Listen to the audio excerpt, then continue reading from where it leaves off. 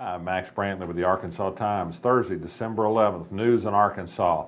A little news came across the wire late last night. The Democrat Gazette followed it up before we did this morning. I'm not surprised Attorney General Dustin McDaniel didn't put out a news release about this because he should be embarrassed. It turns out that he's joined, I think, 23 other states in joining a lawsuit led by Greg Abbott of Texas to challenge President Obama's order to delay deportation of people who are in the country without documentation as immigrants. Dustin McDaniel issued a brief statement that didn't give a very good reason why he did this, except to say that he was doing it on behalf of Leslie Rutledge, the incoming Attorney General, who of course has vowed to fight Obama tooth and nail.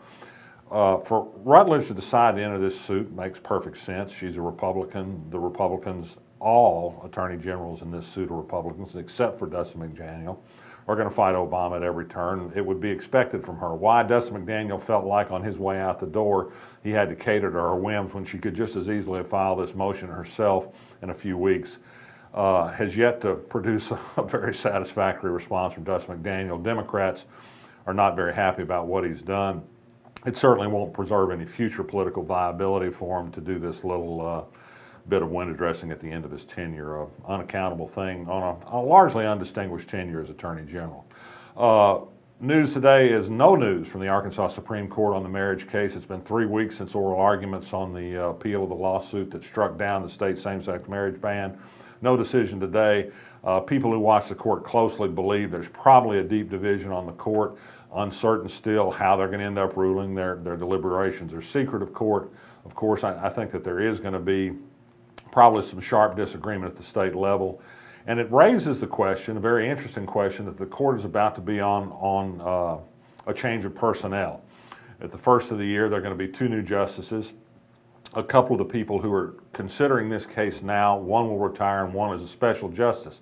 In theory, when cases hold over terms, those who decided the case will hear the rehearing request if one is made.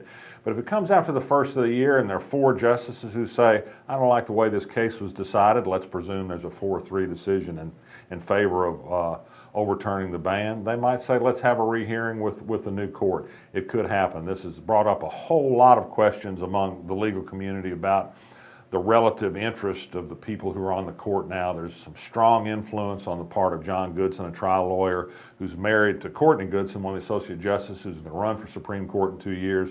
Tremendous amount of corporate influence in several of the races that were decided this year. I think the Arkansas Supreme Court is clearly about to enter on an even more political realm than it's ever seen in the past, and it's always been a little bit political.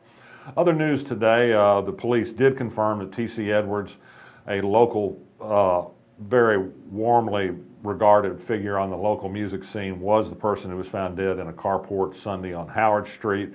Lindsay Miller in the Arkansas Times this week has a fond remembrance of T.C. Edwards and his life here. I'm keeping track of who's paying for free meals for the legislators every day. They're in their orientation session. You weren't invited, but the forest products industry handled breakfast. Bankers handle lunch, and the Poultry Federation are going to provide cocktails and dinner tonight, all free. You may have heard there's a new ethics amendment, doesn't apply to these meals. They've already found a loophole around that. And let's finish with a piece of happy news. Mark Pryor had a bad election year. He was defeated by Tom Cotton. He's coming home to Arkansas, hadn't yet said what he's going to do. But he has one piece of good news to report. Monday night in Washington, he proposed to Joy Whitfield, his longtime companion. She said yes, they're to be married. No date set, but I'm an advocate of a good marriage, and Mark Pryor seems like a nice guy, and I wish him well. I'm Max Brantley. I'll be back tomorrow.